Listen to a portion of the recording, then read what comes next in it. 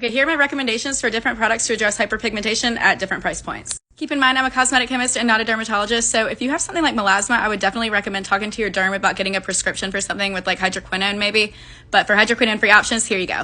For a product under $20, the Good Molecules Discoloration Correcting Serum is probably your best option, and it should still be very effective. So this product is using cetyltranexamic mesylate, which is a modified derivative of tranexamic acid. When it comes to brightening products, tranexamic acid is known to help with the appearance of dark spots by inhibiting the signaling that tells melanocytes in the first place, hey, it's time to start making melanin. If melanocytes are the machines that make the melanin that shows up as dark spots, the tranexamic acid is basically going to be like if you tell the workers to stop going in and turning on the machines in the first place. This modified derivative pretty much does the same thing, except because it has an oil-soluble characteristic to the molecule, it's actually a little better at penetrating through skin's barrier and exerting its benefits. The product also contains niacinamide, which later on down the melanin synthesis pathway prevents the transfer of melanin into the keratinocytes, where it then shows up as dark spots. Again, to the factory analogy, that would just be like the people that ship out the product to where it needs to go.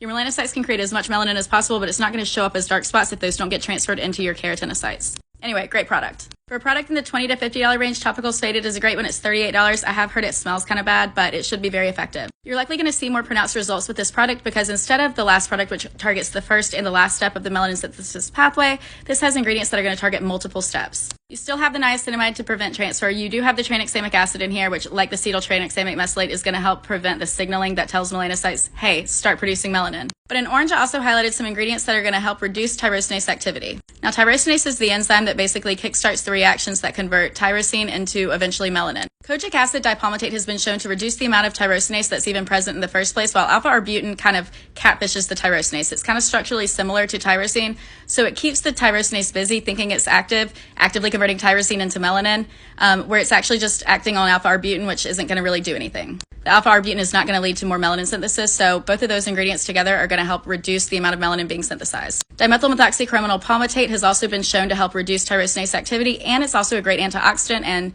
reactive oxidative species have been shown to contribute more to pigmentation. Then it also has glutathione, which is a great brightening ingredient with antioxidant abilities as well. Now, the Saatchi Triphala Pigmentation Corrector is $84, but I definitely think it's worth the money. For ingredients that are going to reduce the signaling that tells melanocytes to start creating melanin, you've got diglycosyl gallic acid in this ingredient with safflower, seed oil, piperonil esters. Then in orange, you've got tons of ingredients that are going to help with the tyrosinase activity. The acetylglycylbetalanine is going to help reduce the amount of tyrosinase present in the first place, kind of like kojic acid did in the last product, while as the others are going to kind of act very similarly to tyrosine to catfish the tyrosinase in the first place. Additionally, gluconolactone is going to basically chelate copper ions, which act as cofactors in the reaction that tyrosinase catalyzes. So that's further going to reduce tyrosinase activity, and then the niacinamide and other ingredients in there are going to help reduce the transfer into keratinocyte. I will say that this three-part system will probably be the most effective, and it combines the ideas of basically all of those other products.